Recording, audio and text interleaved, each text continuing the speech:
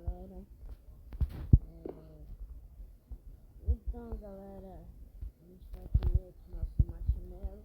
Mas a gente não esquentou ainda.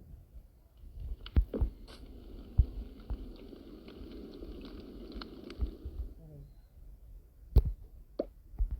Agora tá esquentado. Você mal jogou ele.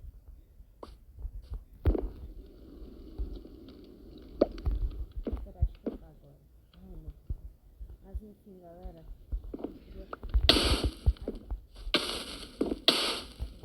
Vocês sabem que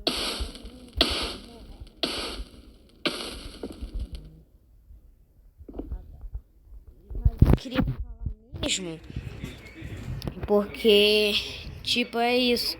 A gente vai fazer o quê? Vamos contar histórias. Histórias? Tá bom, vamos contar história. Quem é que começa? Você começa, Nilson. Eu posso começar a história? Sim, você começa se quiser. Tá, então a história é a seguinte. Era desde pequeno que